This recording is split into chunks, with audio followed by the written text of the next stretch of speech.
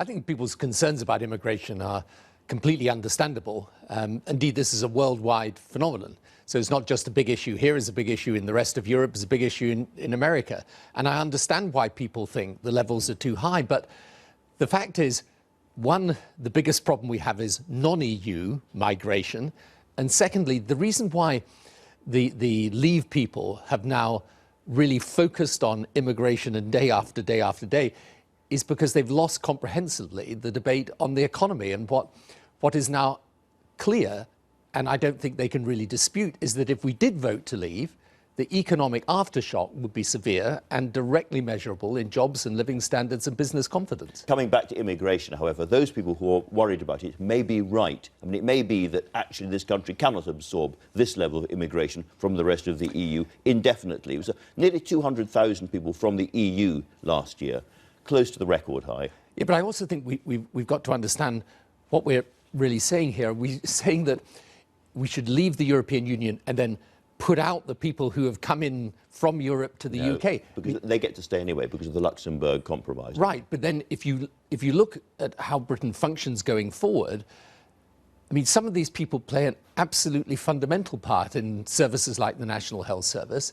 And even if we were to stop all EU immigration, you've still got the other issues to do with immigration. So I don't discount it as an issue. It's a really important issue, but it's not going to go away as an issue if we leave the European Union. But it's a really important issue that, while we're inside the EU, we can do nothing about. We have uncontrolled immigration from the EU so long as we remain in the EU. That is a fact, is it not? Well, you've got the free movement of people within the EU, but by the way, it also applies to British people going out and working in the rest of Europe. But it's uncontrolled in both directions, and we have big net migration. And my point is that inside the EU, we can do nothing about this. Inside the European Union, we have to accept that there's going to be free movement of people. But by the way, even outside of the European Union, if we want access back into the single market, a country like Norway has had to renegotiate free movement of people. So actually levels of migration are higher in Norway and higher in Switzerland. So, you know, when you look at this rationally, yes, immigration's a big issue. It's not going to be solved by leaving the European Union. In fact, in some ways, as David Blunkett's just been pointing out, we will lose the ability to cooperate with other European countries in dealing with immigration from outside Europe. But we have hundreds of thousands of people coming here now. If Turkey joins, and you're a big enthusiast for Turkey joining, that's another huge number of people. People look ahead and say this is just going to go on and on and on. Is there any limit in your mind for immigration into this country from the rest of the EU? Woe on Europe and Turkey. Okay, so Turkey, there is no possibility of Turkey joining in the near future. If Turkey ever does meet the accession terms, then it's a vote that we have a veto on in Britain. So, you know, to raise Turkey in this context is again to demonstrate why what they want to do is to raise the general fear of migration. Because when you look at the particular facts, their case just doesn't stack up. And we're always told that things are not going to happen, and then they do. You yourself said that it was in Turkey's interest in its future to join the EU, and you're a big advocate of that, as was David Cameron, and we can therefore assume that in due course Turkey will join the EU. No, you can't assume that because they've got to meet the conditions. However, yes, I certainly have been an advocate and always will be an advocate for us to apply to Turkey the same rules that we apply to everyone else. But the reality is there is no possibility of Turkey joining in the short term. And the people who are running the Leave campaign, they know that perfectly well. But in the medium term, I mean, this is a vote, this referendum in a few weeks' time. This is a vote for a very, very long time in the future. In the medium term, Turkey and maybe other countries will join. What I'm saying to you is that the level of immigration from the rest of the EU into this country is more or less limitless. Well, it's not limitless because obviously it only applies to those countries in the European Union. If people make this decision on June the 23rd on the basis of Turkey, I mean, it really would be making it on the basis of a hypothesis that if it ever does happen, is not going to happen for a very long period of time, and the circumstances will be quite different. In communities up and down the country with kind of very, very overcrowded A&E departments, with primary schools in crisis, because there's too many people, with no housing for a lot of people, people feel that there are already too many people coming into this country. And if we vote to remain, that is just going to carry on. Is there any kind of limit? If we vote to leave, these problems will still remain. And in the end, for example, if you take the National Health Service... People coming in as of right from the EU, that won't be there. No, but, well, you then have to renegotiate all of the trading arrangements that Britain has. But this is a really important point, Andrew, because if you renegotiate those trading arrangements, and remember, half our trade goes into the European Union, so it's essential for us to do that. Number one, that is going to be a long, agonizing process, and it's going to cast a pall of uncertainty over the British economy for many years. But secondly, if we want access back into the single market, we'll be renegotiating many of those things. I mean, a lot of the people on the other side of the argument say that's not what we'll go for. We'll go for World Trade Organization rules and so forth. So it's not certain. When they, Andrew, when they say they will go for the World Trade Organization rather than the EU, that is when anyone who knows about these things knows they have lost the argument completely. The idea that we would put our economic future into renegotiating our trading arrangements with the rest of the world through the WTO. The WTO is an organization that has one of the hardest tasks in the world. They have for years been trying to get a global trade round together unsuccessfully. The notion that it's some simple maneuver to put our trading relationships through the hands of the WTO, this is, to anybody who understands these things, it doesn't bear thinking of. And they must know that when they're saying these things. It sounds like for you, immigration at any level is a price worth paying for economic growth. And Look, so, by the way, I fought the last election, I fought in 2005 on immigration. Some of the most difficult pieces of legislation I put through the House of Commons were around asylum and cutting down the numbers of asylum seekers. I'm completely sensitive to the issue of immigration, and you have to be in politics today. What I'm completely opposed to is their answer to it, which is to get out of Europe. One, because it doesn't deal with the non-EU immigration, and two, because actually, it doesn't even really deal with the EU immigration. But the EU immigration is uncontrolled in a literal sense. Nobody can control that. Yeah, but hang on a minute. My question is, going back to that, so 185,000 this year. If it was 500,000 next year, 1 million the year after, if it just carries on growing, what's your message? Well, we can do nothing about this. No, my message is very simple. There is a problem of migration, and there is a problem of migration generally.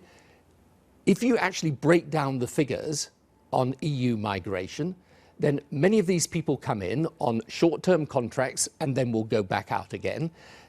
Many of these people work in vital public services for us, and we also get the benefit of Britain. The reason we can travel around Europe without restrictions is because of the free movement of people. Well, many people don't travel around Europe because they can't afford to. Priti Patel has said today that the Prime Minister is frankly too rich and out of touch, living a luxury lifestyle with those communities who feel most hard-pressed by immigration. And I'm sure she would include you as well in that. I'm sure she would, but, you know, the idea that the people who are supporting the Leave campaign are all people living in diminished economic circumstances. Come on. I mean, we know the people who are bankrolling the Leave campaign and are supporting them heavily in the newspapers and elsewhere.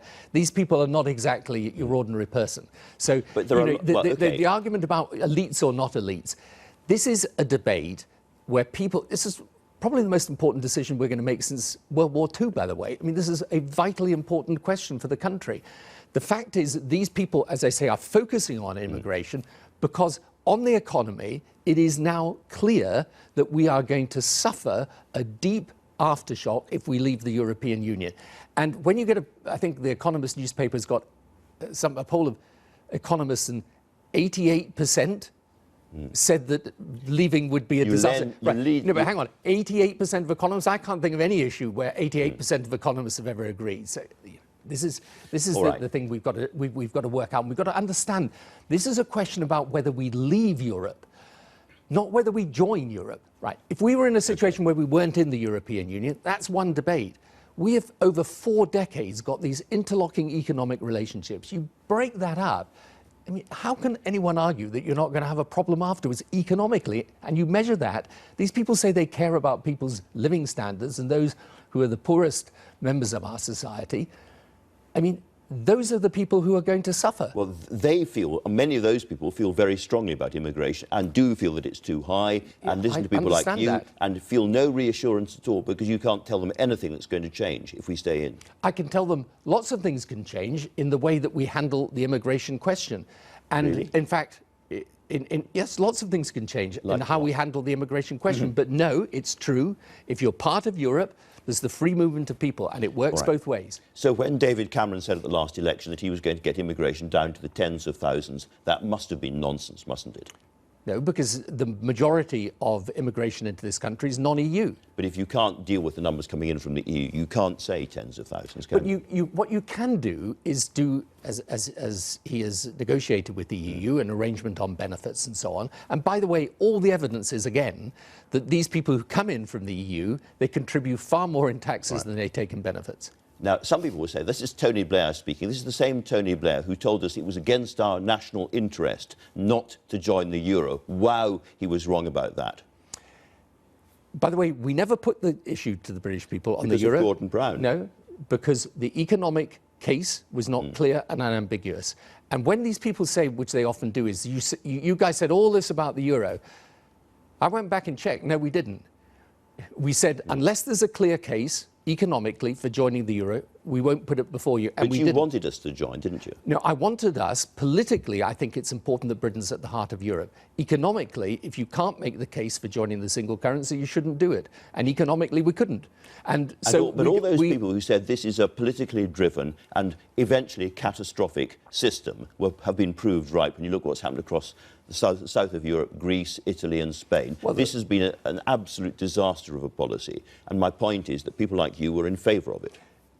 By the way, we were never in favour of Britain joining the EU, the euro, because in the end, as I say, the economics didn't stack up. Politically, I always said it was very important to position ourselves as if in principle you're in favour, but the economics has to be right. But you said it was a betrayal of our national interest not to join. I didn't say that. I didn't say that. I was always very, very clear that we should not join unless the economics were right. So when these people say, oh, they said all of this about joining the single currency, no, we didn't. The case for leaving Europe is a completely different case. Okay. Because even if you disagree with the euro, you surely don't disagree with Britain being part of the single market, because the single market, which by the way was a British achievement under Margaret Thatcher, the single market is essential for British jobs and British industry.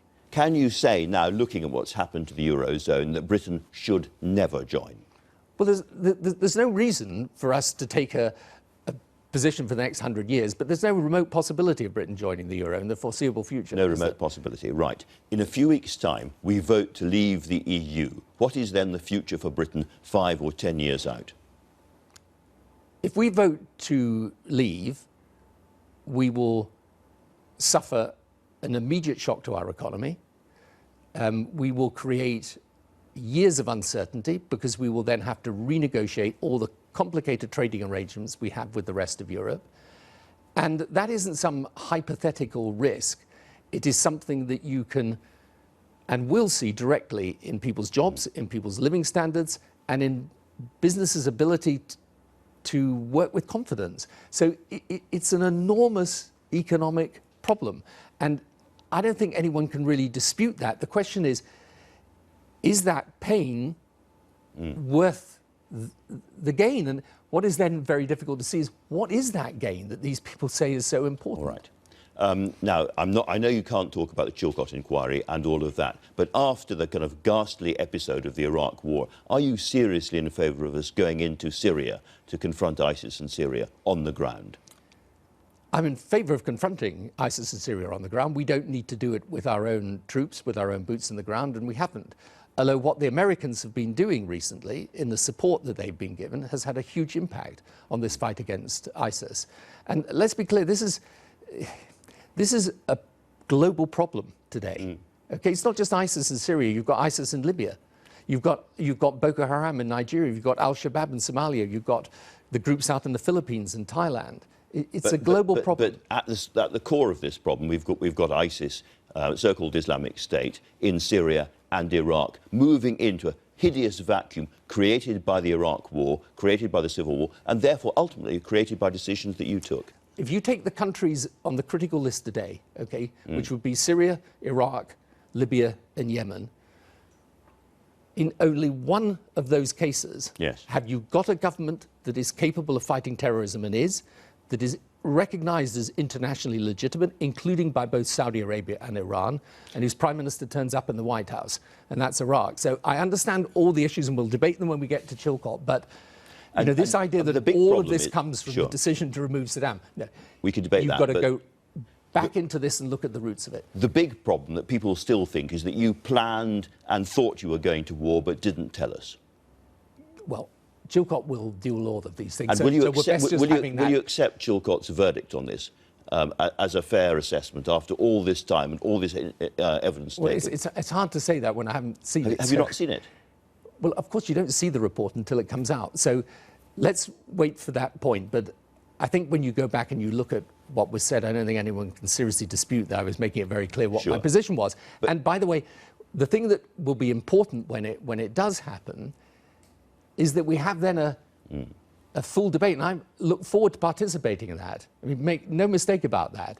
It is really important we do debate these Just issues saying, bring it seriously on. because we've got huge problems, not just, I mean, you know, Well, people want to focus this all I in hope Iraq, very much all we- over the Middle East, all over the world, and let's debate about what is the right policy to deal with these I things. hope very much I can persuade you to come back and sit in that chair and we can talk about it all in great length when the Chilcot report comes out. I'm sure you can. You said this week that you thought it'd be a terrible risk for the British people to elect an extreme government, and you seem to be talking about Jeremy Corbyn. Do you think that Jeremy Corbyn is a risk, and do you want to see him as Prime Minister? Yeah, I wasn't talking about Jeremy Corbyn, by the way. I was talking about the general populism that there is in the world today. And It's just the words Jeremy Corbyn had been in the question, therefore they were associated. right, which is which way it goes. But what I was talking about, and this is a whole other interview, but is these insurgent movements of left and right that I think are driven by a great deal of anger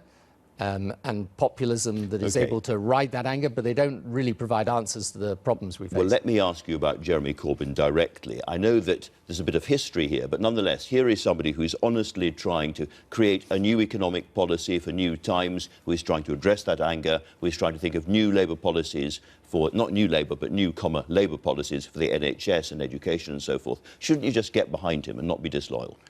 I'm not being disloyal. I mean, let's wait and see what those policies are. And you know, I don't disrespect him as a person or his views at all. But Could you, know, imagine, in the end, could you imagine telling people to vote Labour when Jeremy Corbyn is still Prime Minister? look, I'll always tell people to vote Labour because I'm Labour, so that's just the way I am. But you know, in the end, what is important, particularly in today's world, which is so uncertain and unpredictable, is I understand that how these movements are moving politics in an extraordinary way today. And you can see this across the Atlantic, you can see it here, you can see it around the rest of Europe. Personally, I would like to see the centre, and by that I mean the centre left and the centre right, get its grip back and its traction back on the political scene, because I honestly do believe that a lot of the solutions to the problems we face today are less about ideology and far more to do with practicality and understanding modernity and the way that the modern world works. Very last question, I promise.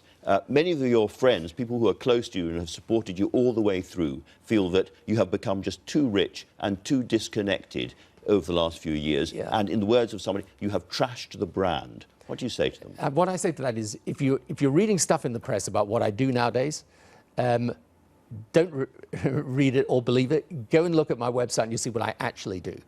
I spend 80% of my time on unpaid work. I've just literally spent weeks in the Middle East, on the Middle East peace process there. I have 2 foundations. I employ around about 200 people. I have to raise the money and make the money for all of them. What we actually do is very good and exciting work around the world, but you won't read a bit of it here. So if you want to know what I do, go and read the facts.